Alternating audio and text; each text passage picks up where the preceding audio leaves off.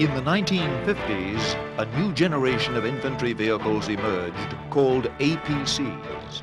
APC means Armored Personnel Carrier. The United States Army's M113 was typical of this type of vehicle. They were fully tracked with more mobility than half-track vehicles and were fully armored, giving the troops more complete protection.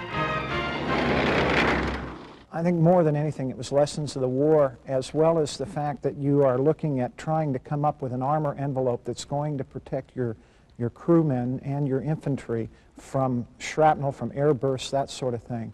That gives you a complete armored envelope. Going to the full track gave them a much better off-road capability than the half-track design did. And let's face it, with full track versus half-track, on road, you really don't have that much difference in capability. But with the wheel, you're subject to tires getting punctured and to the fact that you're going to have less off-road capability without the full track. So the decision was made to go to the full track design. The basic role of APCs such as the M113 is to bring the infantry squad forward with the tanks and then dismount the squad and let them fight on foot in the traditional infantry fashion. The M113 was the most widely produced American armored vehicle of all times, with over 70,000 manufactured. It is used not only for transporting infantry, but in many combat support roles as well, such as its use as an ambulance to carry wounded troops.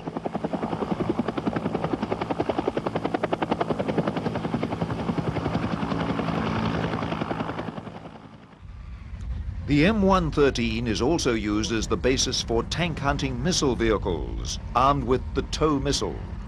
The original version, like these Saudi TOW vehicles, have the missile launcher completely exposed. The more recent version, the M901 ITV improved TOW vehicle that we see here, has the TOW missiles mounted in a special armored hammerhead launcher, so that the crew stays protected within the armored hull of the vehicle.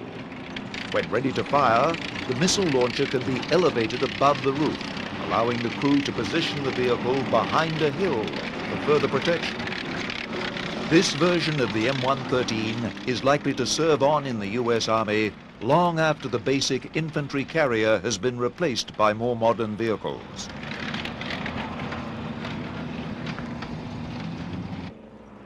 The M113 has been widely exported around the world. In the recent Gulf War, it not only served with the United States Army, but with the armies of other coalition forces, including the Egyptian and Saudi armies.